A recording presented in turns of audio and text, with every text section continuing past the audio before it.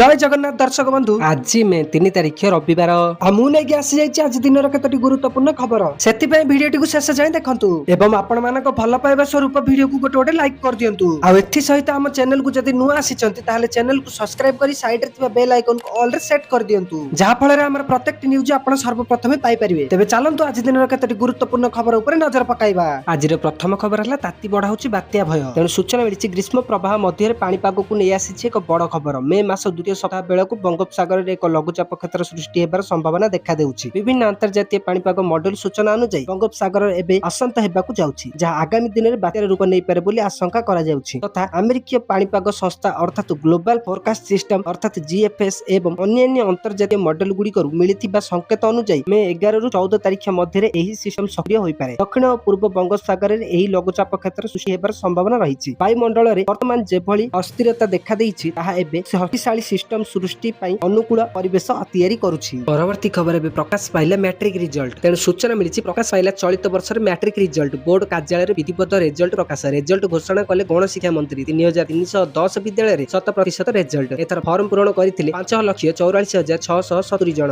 परीक्षा देइथिले 5,36,306 परीक्षार्थी अनुपस्थित रे छात्र छात्री संख्या 8,364 उत्तीर्ण छात्र छात्री संख्या 5,19,251 मैट्रिक परीक्षा फल रे झियों बाजीमात पुओं तुलन में झीओं पास हार सर्वाधिक 2,63,222 छात्री उत्तीर्ण 2,56,029 छात्र उत्तीर्ण A1 ग्रेड रे 2,456 पिला पास करथिबा बेले A2 ग्रेड रे 15,681 B1 ग्रेड रे 43,565 B2 ग्रेड रे 86,103 C ग्रेड रे 1,29,813 D ग्रेड रे 1,40,152 एवं E ग्रेड रे 95,481 जन परीक्षार्थी पास करिसेंती एवं 3,310 स्कूल 100% रिजल्ट करिसेंती एबे एथर मैट्रिक परीक्षा रे झियों बाजीमात होईछि पुओं तुलन में झियों पास हार अधिक रहिछि 2,63,222 छात्री उत्तीर्ण होइतिबा बेले 2,56,029 छात्र पास करिसेंती छात्र छात्री बोर्ड वेबसाइट www.pseodisha.ac.in एवं www.pseodisha.nic.in रे लॉगिन करी जानि परिबे एहा सह मोबाइल एसएमएस माध्यम रे मध्य परीक्षार्थी रिजल्ट जानि परिबे सेही भली सोमवार ठारू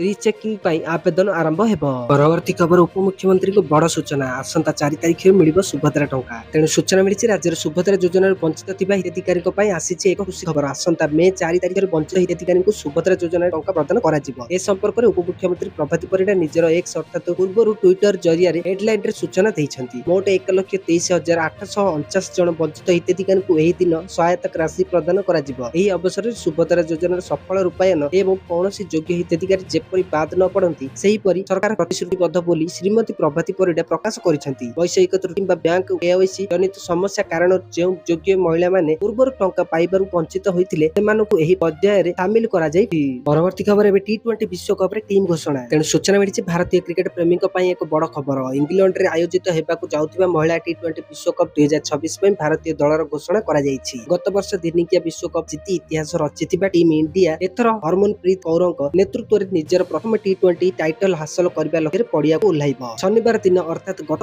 काली मे 2 तारिख रे पीसीसीआई मुख्यालय रे चयन कमिटी रे अध्यक्ष अमित शर्मा नेतृत्व रे 15 जणिया स्क्वाड घोषणा करा जायछि प्राय 2 वर्षर व्यवधान एवं आहत समस्या पर युव विकेटर यासिका भाटिया दल फेरुछंती डब्ल्यूपी 2026 रे निजर चमत्कार बोलिंग प्रदर्शन करथिबा स्टार पेसर नंदित शर्मा को प्रथम थर पई जातीय दल रे स्थान मिलिछि दुनिया विश्वकप स्टार ओ ओपनर रहिथिबा प्रतिका राहुल को टी20 फॉर्मेट रे स्थान मिलि नाही सेही परि स्नेहा राणा मनजोत पुर एवं हरलिन देओल मध्य दल रु बाद पड़िछंती।